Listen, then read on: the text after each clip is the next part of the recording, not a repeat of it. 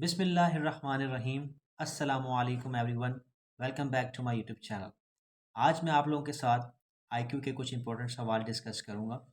आप लोगों ने पूरी वीडियो देखनी है और सब्सक्राइब तो ज़रूर करना है। चलें बिना टाइम वेस्ट किए आज का पहला सवाल सॉल्व करते हैं। तो आज का पहला सवाल है, व्हाट इज़ 3% ऑफ 2000। आपके सामने यह सॉल्यूशन मौजूद है। ठीक है, ये सॉल्यूशन भी है और आपके लिए मैं मैनुअली भी सॉल्यूशन कर रहा हूँ, उसको भी देखिए। दोनों में जो समझ में आए आप प्रैक्टिस कीजिए।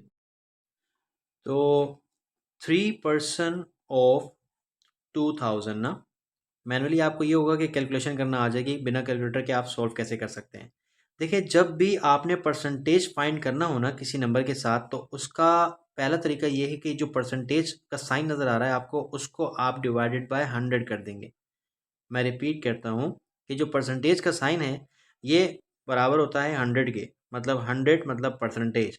अच्छा, जब भी हम किसी नंबर का परसेंटेज फाइंड कर रहे होते हैं तो हम डिवाइडेड बाय 100 करते हैं और ऑफ की जगह आ जाएगा मल्टीप्लाई और आपके पास आ जाएगा 2000। इसी तरीके से कोई भी नंबर आ सकता है यहाँ पर, 3000, 4000, एनीथिंग। तो आपने इसी तरीके से सॉल्व करना है। देखें, आपको मेथड आना चाहिए ना, सवाल तो जो भी आ जाए, अगर आपको मेथड आता होगा तो आप अटेम्प्ट कर लेंगे। तो ज़्यादा सवाल से बेहतर है कि कंसेप्ट को समझा जाए। तो परसेंटेज का मतलब होता है डिवाइड बाय 100। अब इसको सॉल्व करने का तरीका ये है कि डिवाइड में आपके पास 100 है और ऊपर आप देखें 3 के साथ मल्टीप्लाई हो रहा है 2000। तो होता ये है कि आपके पास दो ज़ीरो से कैंसिल हो जाते हैं। अगर नीचे जितने ज़ीरो हों ऊपर भी ज़ीरो हों, ज़ीरो से ज़ीरो कैंसिल हो जाते हैं ना, तो आपके पास यहाँ पर बच जाता है 3 और यहाँ पर बच जाता है 20। देखें, दो ज़ीरो से दो ज़ीरो कैंसिल हुए थे तो आपके पास 20 बच गया। अब 3 को आपने 20 से मल्टीप्लाई करना है तो बहुत आसान, लेकिन इसका शॉर्टकट तरीका ये है कि जब आपके पास यहाँ कोई बड़ा नंबर भी आ जाए और साथ में उसके ज़ीरो हो, तो आपने 3 को पहले नंबर से मल्टीप्लाई करवा देना है। 3 2 ज़ा 6। जब 3 2 से मल्टीप्लाई होकर 6 आया तो ये ज़ीरो जो बच गया, 3 ज़ीरो ज़ा ज़ीरो, ज़ीरो नीचे आ गया। तो आपके पास जो 3% ऑफ 2000 बन रहा है वो बन रहा है 60। तो ये आपका आंसर है पहले सवाल का। क्वेश्चन नंबर 2 आपके सामने मौजूद है, जिसमें आपने ये बताना है कि new name of Burma, Burma का नया नाम क्या है। तो आंसर है म्यांमार। बर्मा का नया नाम म्यांमार है।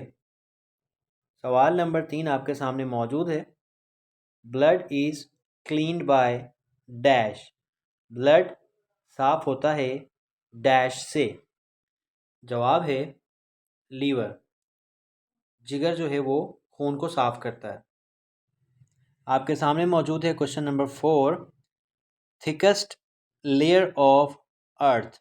आपने ये बताना है कि जो सबसे ज़्यादा थिकेस्ट यानी मोटी लेयर है अर्थ की, उसका नाम क्या है।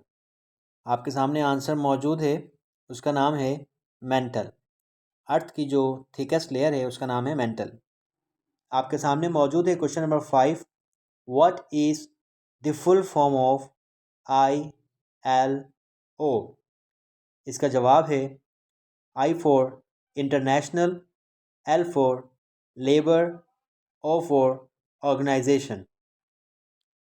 आपके सामने मौजूद है question number 6, income tax rate is 10%, if tax deducted is 1500, what will be the income. आपने ये बताना है कि अगर 10% इनकम टैक्स रेट है और 1500 रुपये कटते हैं तो बताइए इनकम कितनी है। सबसे पहले आपने फार्मूला लगाना है इनकम का। ठीक है, इनकम का फार्मूला यानी income is equal to tax deduction. जो सवाल में आपको दिया हुआ है कि आप टैक्स डिडक्शन करते हैं, आपका जो टैक्स डिडक्शन होता है उसके बाद डिवाइड बाय टैक्स रेट, उस टैक्स पे जो रेट लगता है, ये आपका फार्मूला है। Income is equal to tax deduction divided by tax rate, यानी कि जो आप टैक्स दे रहे हैं, जो 1500 आपको दिया हुआ है, जो आप टैक्स दे रहे हैं। अच्छा, एक चीज़ आपने करनी है, ये आपको जो डिवाइड नज़र आ रहा है ना, इस डिवाइड को आपने इस वाले डिवाइड में लिखना है, ठीक है। उसके बाद जो टैक्स रेट है वो आपको दिया हुआ है 10% का ना, 10%। अगर ना परसेंटेज दिया हो तो मेरी एक बात याद रखिएगा, रेट जब भी दिया होगा आप परसेंटेज का साइन लगाओगे। अच्छा, यहाँ पर आपके पास क्या होगा कि जो आपको ये मल्टीप्लाई नज़र आ रहा है, ये मल्टीप्लाई डिवाइड नज़र आ रहा है, डिवाइड मल्टीप्लाई में चेंज होगा, ठीक है। उससे पहले यहाँ पर 10 जो है बराबर होगा, यानी 10 की जगह पर आएगा 10 डिवाइडेड बाय 100। ये परसेंटेज को हटाएंगे और 100 नीचे लगाएंगे, ठीक है। यानी 1500 डिवाइडेड बाय 10%, और 10% बराबर होता है 10 डिवाइड बाय 100, क्योंकि परसेंटेज का साइन हट जाता है। अब ये यहाँ पर जब हम सोल्व करेंगे, income is equal to 1500 multiply, तो जब मल्टीप्लाई को डिवाइड को मल्टीप्लाई में चेंज किया तो 100 ऊपर चला जाएगा और 10 नीचे आ जाएगा, ठीक हो गया इस तरीके से। एंड उसके बाद जो आपने सोल्व करना है, सिंप्लीफाई जो करना है आपने, यहाँ पर एक ज़ीरो से एक ज़ीरो कैंसिल हो गया और आपके पास बच गया 10, ठीक है। इसको मल्टीप्लाई करना बहुत ही आसान है। आपने क्या करना है, आपको ये 15 नज़र आ रहा होगा और यहाँ पर 1 नज़र आ रहा होगा। आपने 15 को 1 से मल्टीप्लाई करना है, 15 1 ज़ा 15, ठीक है। उसके बाद जितने भी ज़ीरो आपको नज़र आ रहे हैं वो आपने आगे लगा देने। इसका मतलब ये हुआ जो उसकी इनकम थी वो 15,000 थी, जिसका 10% 1500 वो पे कर रहा था। तो ये आपका आंसर है। अगला सवाल आपके सामने मौजूद है। आपने ये बताना है कि इस सीरीज़ में नेक्स्ट नंबर क्या होगा। आपके पास है 1, उसके बाद 2, 4, 7, 11, 16, 22। तो बताइए what is the next number. तो इस सवाल का आंसर है 29। तो चलें अब आपको बताते हैं कि ये 29 कैसे आया। मेरे पास सवाल था वो था 1, 2, 4, 7, 11, 16, 22। अब इन सवाल में करना ये है कि पहले आप देखते हैं इवन नंबर, फिर आप देखते हैं ऑड नंबर, ठीक है। इवन और ऑड के मैं आपको सवाल करवाऊंगा ऐसे सीरीज़ वाले, तो आपको क्लियर होगा। इवन नंबर में हम लोग क्या करते हैं कि दो दो का डिफरेंस देते हैं, और ऑड नंबर में भी हम मतलब कि ऑड नंबर लिखते हैं, यानी 1, 3, 5, 7 इस तरह के, ठीक है। अब यहाँ पर ना तो इवन नंबर है ना तो ऑड, यानी मिक्स है ना, इवन भी इसमें आ रहा है ऑड भी आ रहा है। अब आपने क्या करना है, इसमें टेक्निक ये लगानी है कि देखें जो फर्स्ट से सेकंड वाला नंबर है ना, सेकंड वाले में से फर्स्ट वाले को आप माइनस करवाते जाएं। जैसे सेकंड वाला आपके पास है 2, आप 2 में से माइनस करवा दें 1 को, और बताएं आंसर क्या आ रहा है, 1। आप उसके बाद जो है 4, यानी 4, अब इसका सेकंड 4 हो गया, 4 में से 2 को माइनस करवाएं और बताएं आंसर क्या आ रहा है, आपके पास आंसर आ रहा है 2। उसके बाद आप 7 लिखें और उसमें से 4 को माइनस करवाएं, 7 माइनस 4, तो आपके पास आंसर आ रहा है 3। उसके बाद 11 को लिखें और 7 को माइनस करवाएं, 11 माइनस 7, तो आपके पास आंसर आ रहा है 4। और उसके बाद आपके पास 16 है, 16 में से ये देखिए माइनस होगा 11, तो आपके पास आएगा 5। उसके बाद 22 है, 22 में से माइनस होगा 16, तो आपके पास आएगा 6। ज़रा ये सीक्वेंस चेक करें, एक एक नंबर का डिफरेंस आ रहा है सब में। 1 के बाद 2 आ रहा है, 2 के बाद 3 आ रहा है, 3 के बाद 4 आ रहा है, 4 के बाद 5 आ रहा है, 5 के बाद 6 आ रहा है। यानी ये जो दूसरा नंबर है 1 से बड़ा, फिर आपके पास 2 बढ़ गया तो 4 हो गया, फिर 4 में जो है ना 3 बढ़ गया तो 7 हो गया, फिर 7 में 4 बढ़ गया तो 11 हो गया, फिर 11 में 5 बढ़ गए तो 16 हो गया, फिर 16 में 6 बच गए तो बढ़ गए तो 22 हो गया। अब इसके बाद नंबर क्या आता है, 7। तो आपने 22 में 7 को ऐड कर देना है। जब आप 22 में 7 को ऐड करेंगे तो आपके पास हो जाएगा 29। तो इस तरीके से आपका ये आंसर आया है। आपका अगला सवाल है question number 8। A boy purchase pen for ₹80 and sold for 40, ठीक है। आपने बताना है कि उसका लॉस कितना हुआ, ठीक है। अगर एक लड़का है जिसने 80 रुपये का पेन ख़रीदा है और 40 रुपये का बेचा है, तो उसका नुकसान कितना हुआ, उसका नुकसान हुआ 40 रुपये का। बहुत ही आसान सवाल था। आपने इसका फार्मूला लगाना है, loss is equal to purchase price minus selling price. तो 80 का आपने ख़रीदा था, तो आपने 80 लिखा और उसमें से माइनस करवा दिया 40 को, तो आपके पास आंसर आ गया 40। अगला सवाल आपका है question number 9। If 16 man complete work in 10 days? How much days require completing work by 8 man? इस सवाल का मतलब ये है कि अगर 16 आदमी 10 दिन में काम करते हैं तो बताएं कि कितने दिन लगेंगे कि 8 आदमी उतना ही काम करें। तो गाइस 8 आदमियों को 20 दिन लगेंगे काम ख़त्म करने में। तो ये 20 दिन कैसे आया, 20 आंसर कैसे आया, ये मैं आपको करके दिखाता हूँ।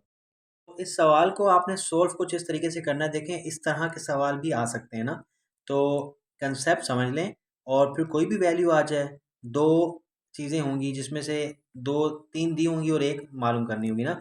तो अगर आपके पास इस तरह के कोई भी सवाल आ जाए तो आप इस तरीके से करेंगे जैसे मैं अभी आपको करवाऊंगा। देखिए उसने दो चीज़ों की बात की है। उसने बात की है मैन की, तो आप एक मैन की हेडिंग डालेंगे। उसने बात की है डेज की, तो आप यहाँ पे डेज की एक हेडिंग डालेंगे इस तरीके से। उसने कहा कि 16 मैन यानी 16 आदमी हैं जो कि अपना काम ख़त्म करते हैं 10 दिन में। ठीक है, 16 आदमी 10 दिन में काम ख़त्म करते हैं। तो बताइए कि आपके पास 8 अगर मैन हो, 8 आदमी हों, तो वो कितने दिन में काम ख़त्म करेंगे। अब देखें आपको नहीं मालूम ना कि कितने दिन लगेंगे, तो आप यहाँ पे लेंगे एक्स। जब आपको कोई नंबर मालूम नहीं होता तो आप उसकी जगह पे एक्स लिखते हैं ना, और बीच में आप लगा देते हैं इज इक्वल टू। अच्छा, इसको हम सवाल को जब दोबारा इक्वेशन की शक्ल में उतारते हैं तो यूँ उतारते हैं कि 16 divided by 8 is equal to. अच्छा, मुझे ज़रा अपनी मेंटालिटी लेवल से सोच कर ये बताइए कि अगर 16 आदमी थे यानी आदमी ज़्यादा थे तो दिन लग रहे थे 10। अब आदमी यहाँ पर कम हो गए तो दिन कम लगेंगे या ज़्यादा लगेंगे। ठीक है, मुझे लगता है कि आप लोग जवाब देना चाहते हैं कि दिन ज़्यादा लगेंगे। तो बिल्कुल ऐसे ही है, दिन तो ज़्यादा लगेंगे ना। ज़्यादा आदमी थे तो कम दिन में काम होगा, और कम आदमी हैं तो ज़्यादा दिन में काम होगा। इसका मतलब ये है कि ये 10 से बढ़ रहा है, 10 से बड़ा नंबर आंसर में आएगा। और यहाँ पर देखें इस एरो का मतलब ऊपर जाने का ये है कि आदमी कम हो रहे हैं, ऊपर की तरफ बढ़ रहे हैं आदमी, यानी 16 से 8 हो रहे हैं। तो जहाँ पर 8 है ना वहाँ पर उसकी टेल आती है, और उसके बाद जो है उसका हेड आता है जहाँ पर बड़ी वैल्यू होती है। ये क्यों आपको काम आता है, ये हेड और टेल जो मैं एरो लगा रहा हूँ ये आपके बहुत काम आता है। ये काम इसलिए आता है कि आप आंसर जो है सही से निकाल सकें। आपने बस ये करना है कि बढ़ती हुई वैल्यू की तरफ आपने हेड लगा देना है, बढ़ती हुई वैल्यू। यहाँ पर 16 बढ़ रहा है तो आपने ऊपर एरो लगा दिया, हेड उसका 16 की तरफ कर दिया। यहाँ पर आपने खुद सोचा और आपने बताया कि ये जो है एक्स की वैल्यू ज़्यादा आएगी क्योंकि 16 आदमी है ज़्यादा और 10 दिन में काम कर रहे हैं तो 8 आदमी ज़्यादा दिन लगाएंगे। तो इससे ये होगा इन्वर्सली प्रोपोर्शनल हो जाएगा। इन्वर्सली प्रोपोर्शनल का मतलब ये होता है कि जब एक साइड बढ़ रही हो दूसरी कम हो रही हो। यहाँ पर आदमी कम हो रहे हैं और यहाँ पर दिन बढ़ रहे हैं, तो आप नीचे वाली वैल्यू को ऊपर लिख दोगे और ऊपर वाली वैल्यू को नीचे लिख दोगे। ठीक है जी। और उसके बाद आप कर दोगे बाय क्रॉस मल्टीप्लिकेशन। यहाँ पर क्रॉस मल्टीप्लिकेशन परफॉर्म करेंगे, ये 10 जाके मल्टीप्लाई होगा 16 से, तो 16 लिख करके आप मल्टीप्लाई करवा देंगे 10। और ये 8 जाके मल्टीप्लाई होगा एक्स से, तो आप एक्स लिख कर मल्टीप्लाई करवा देंगे 8। अब ये देखिएगा 16 को मैंने आपको पहले सिखाया है कि आप 10 तक मत जाएं। 16 वन ज़ा होता है 16, और ये ज़ीरो को आप नीचे उतार लेंगे तो 160 आ गया। ठीक है, 16 टेन 160 होता है, ऐसे कर लें। अगर आपको आसान से आसान करना है तो आप ज़ीरो के साथ जो पहला नंबर होता है अगले नंबर को मल्टीप्लाई 1 से करवा दें। 16 वन ज़ा 16, और जितने भी ज़ीरो होंगे उसको नीचे उतार दें। 8 जब एक्स से मल्टीप्लाई होगा तो आपके पास आएगा 8x। ठीक हो गया। अब देखें ये 8 वन ज़ा 8, ठीक है ना। जब 8 दूसरी साइड पर जाएगा तो 160 से डिवाइड होगा ना, तब भी कटेगा, तो हम यहाँ काट देते हैं। 8 वन ज़ा 8, देखें 8 टू ज़ा 16, सही है। 8 के टेबल में 16 आता है 2 पे। 8 टू ज़ा 16, क्या बच रहा है, ज़ीरो, ज़ीरो पर आ जाएगा। तो इसका मतलब ये हुआ जो एक्स की वैल्यू आ रही है वो आपके पास आ रही है 20। तो 20 दिन लगेंगे काम ख़त्म करने में। जो 16 आदमी 10 दिन में कर रहे थे वो 8 आदमी 20 दिन में करेंगे। अगर आप सबको वीडियो पसंद आई हो तो मेरे चैनल को ज़रूर सब्सक्राइब कीजिए, लाइक कीजिए और कमेंट करके मुझे बताइए। जज़ाकल्लाह।